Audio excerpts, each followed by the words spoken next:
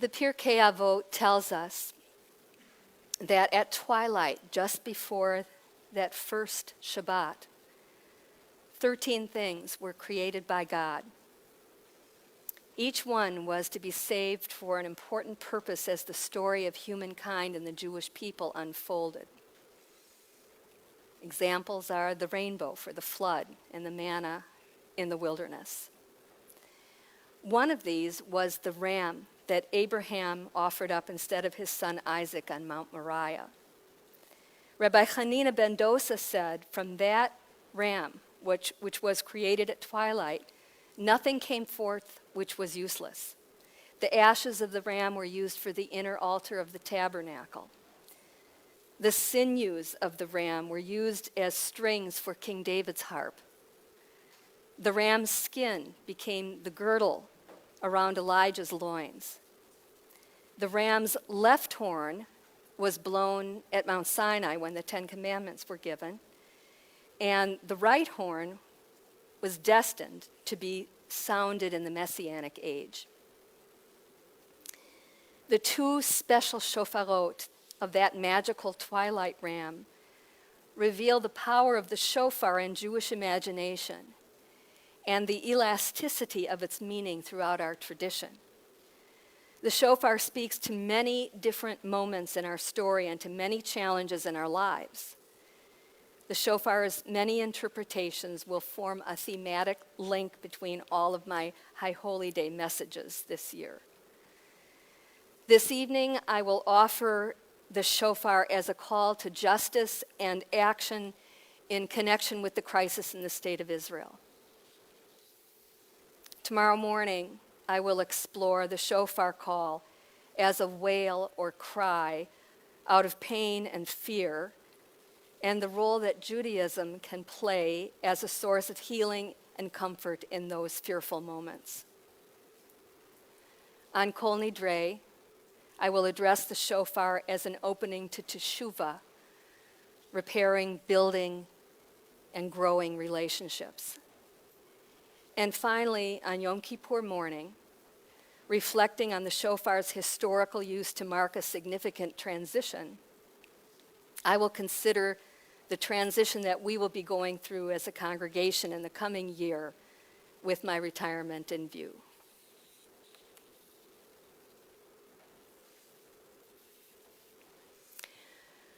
"39 years ago, when I first had the opportunity to lead High Holy Day services at Beth Hillel, I made a decision that one of my 4 holiday sermons would always be about Israel.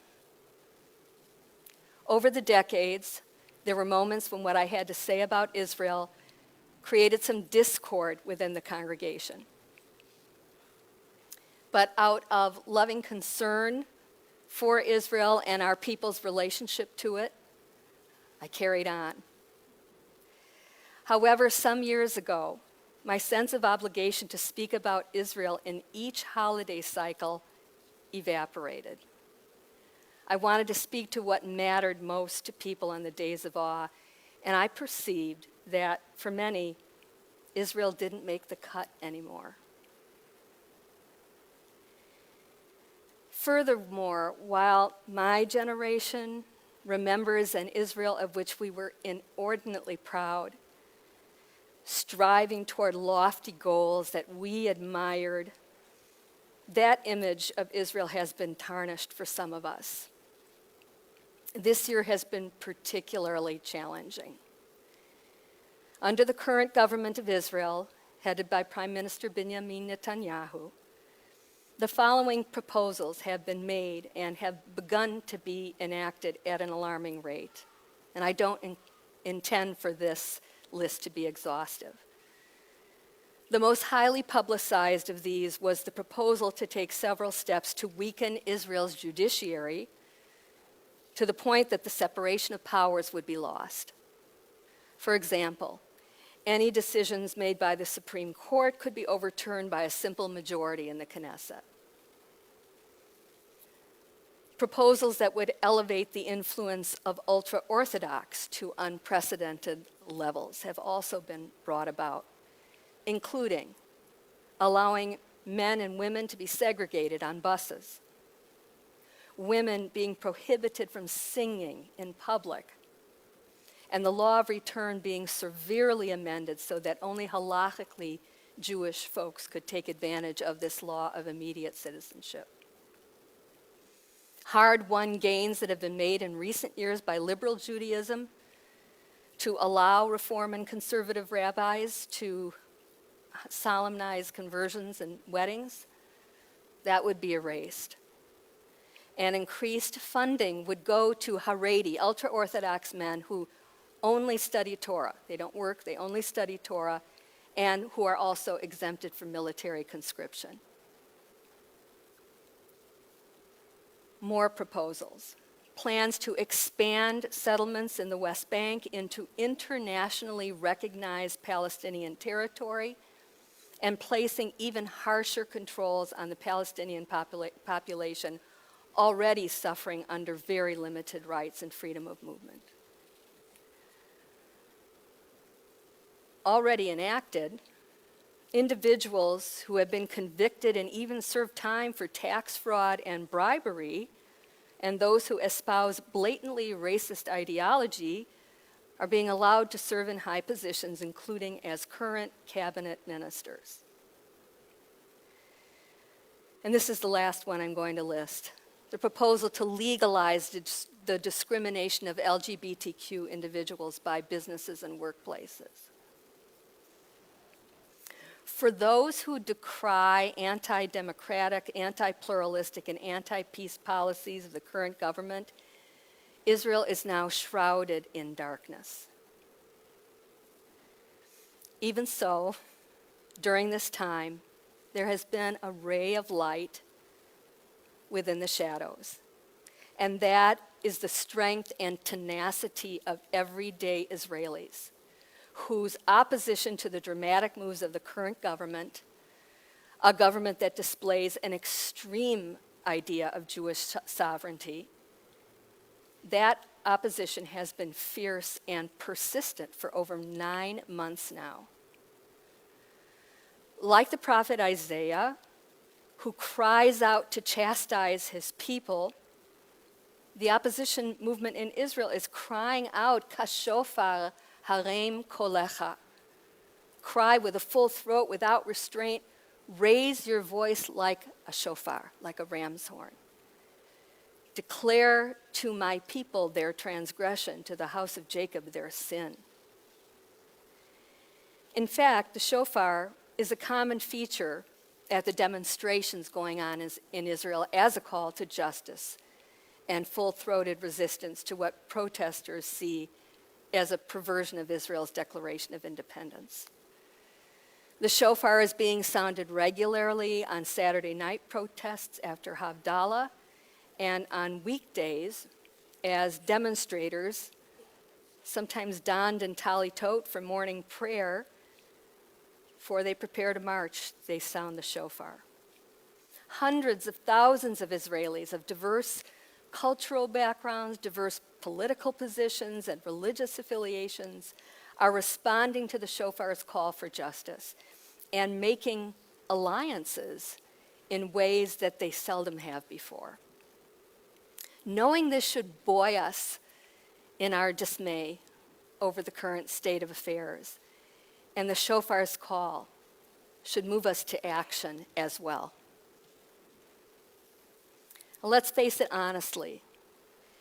Today's Israel is not the Israel we grew up with and learned to love, the Israel that we visited like a family friend and championed as a beacon of democracy and Western values. Sadly, in the current climate, many Jews are ready to give up on Israel. But giving up is not the Jewish way. Rabbi Jill Jacobs puts it this way: Jews don't walk away. From the ashes, we rebuild. She goes on. That's what our ancestors did after the destruction of the temple, and that's what we will do now. In partnership with the brave Israelis, tractor drivers and physicists, mothers, fathers, kids, and their grandparents, soldiers and reservists, Mossad agents and politicians, former Likudniks who voted for Netanyahu, Orthodox and secular, young and old, who have been protesting on the street for months. In a profound twist of historical fate, this summer's Knesset vote to curtail the power of the Supreme Court in Israel occurred during the week of Tisha B'Av, the day that commemorates the destruction of both of the temples in Jerusalem.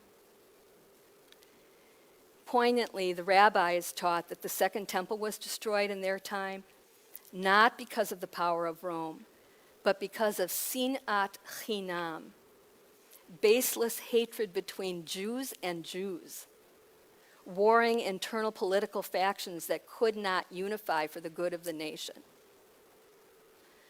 The rabbis viewed the fall of the Jewish nation as a self-inflicted catastrophe. It's irresistible to make the comparison to today. Jews against Jews, tearing the country apart, dare we say, as a possible prelude to the modern nation state's demise? And yet, 70 CE was not the end of Judaism. In a revolutionary spirit, the rabbis reinvented Judaism to create a Judaism for the future without the temple. A Judaism that did not need animal sacrifice or the priestly hierarchy, that prioritized prayer, study, and mitzvah, and lifted up the synagogue as the focus of Jewish life. In the same way, 2023 need not be the end of Medinat Yisrael. Far from being a time to abandon Israel, we diaspora Jews who are frustrated and disillusioned need to recognize that we are kindred souls with the vast majority of Israelis who are filling the public squares. Every single week, tens of thousands of Israelis are protesting. It's said that 500,000 marched on one day in the month of March. And it continues to this day. It is crucial that we show solidarity with them. Israel is the greatest project the Jewish people has ever had. And today I continue to define myself as a Zionist because I am joining hands, marching together with the flag-waving opposition in Israel. We need to realize, too, that the retooling of the Jewish people's great experiment, the State of Israel, will take time. It's not going to happen overnight.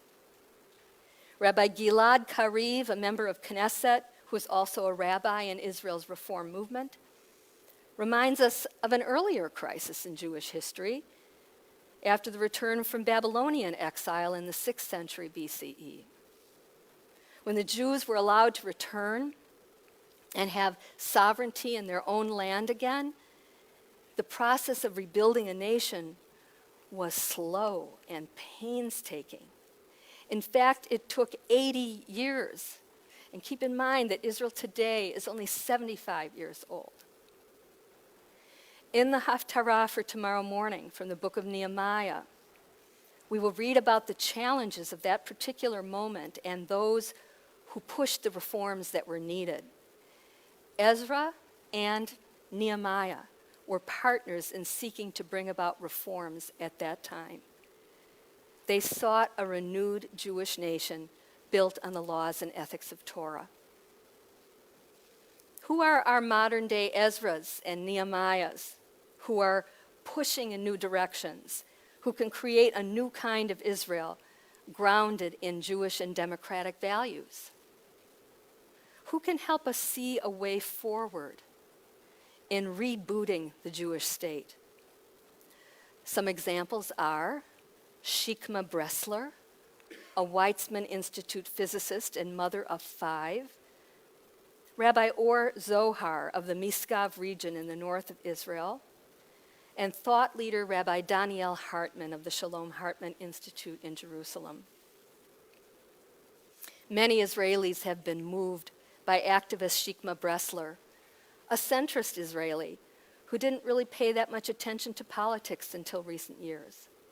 She has risen up as a highly inspirational grassroots leader of the protest movement and is credited with almost single-handedly having willed into being that giant march to Jerusalem leading up to the July day when the first judicial reform was voted on in the Knesset. And you can catch her speeches on YouTube if you're interested in her.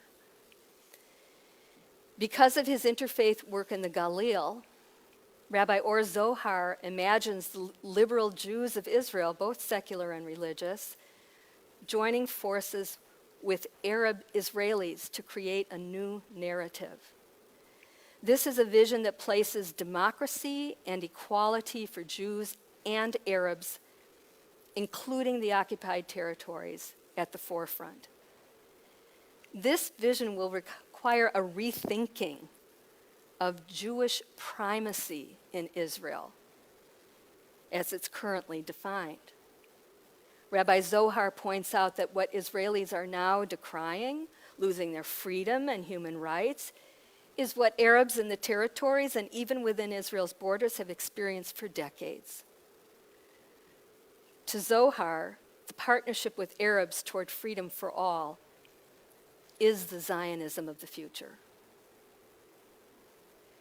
While Rabbi Zohar imagines an alliance between Arabs and Jews, philosopher and scholar Rabbi Daniel Hartman looks to Jews unifying among themselves as the new future. What we need to do over the next 3 years, says Hartman, is to frame a new social coalition in Israel around internal values of liberal Zionism and liberal Judaism, which 80% of Israelis accept. Let me repeat that. 80% of Israelis either identify themselves as liberal Zionists or as liberal Jews, or both. He says, when those two forces unite, we can win.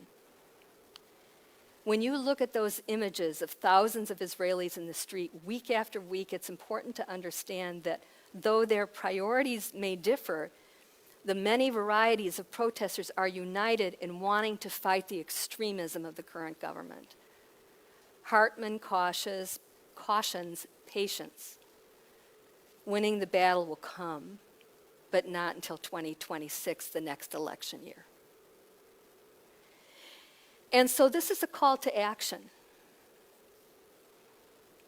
We American Jews cannot give up, and we cannot just sit back and wring our hands as we watch things unfold in Israel.